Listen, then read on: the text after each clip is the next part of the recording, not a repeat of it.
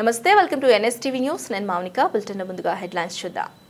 రంగారెడ్డి జిల్లా కల్వకుర్తి నియోజకవర్గం కర్తాల్ మండలం మర్రిపల్లి గ్రామంలో సత్యాంజనేయ స్వామివారి దేవాలయంలో గత 2 రోజుల నుండి ధ్వజస్తంభ ప్రతిష్ఠ మహోత్సవాలు ఘనంగా జరుగుతున్నాయి.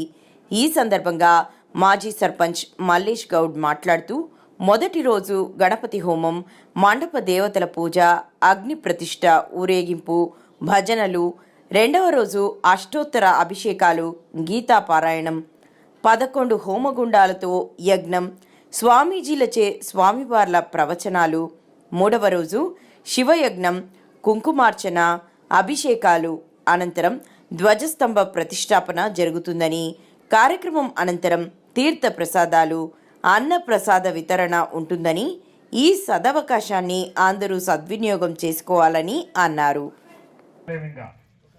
అప్పుడు ఒక గంటోడి పూజలు కార్యక్రమం ఉంటుంది కాబట్టి ఇప్పుడు 12 కావస్తుంది. యజ్ఞాన్ని పూర్తి చేసి 4 మాటలు వినడానికి ప్రయత్నం చేద్దాం.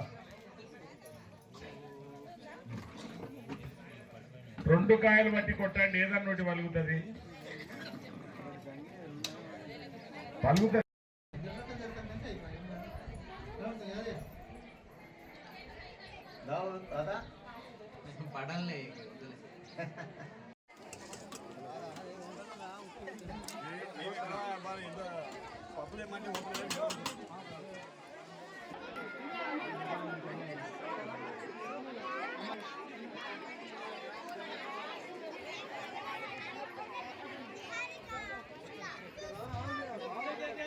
మర్రిపల్లి గ్రామంలో జరుగుతున్నటువంటి గజస్తంభ కార్యక్రమం, మరి గ్రామ పెద్దలు కానీ మా గ్రామస్తులు, ముఖ్యంగా ముఖ్య అతిథులు అందరూ కూడా, మా గ్రామస్తులు కూడా అందరూ కూడా పాల్గొనడం జరిగింది.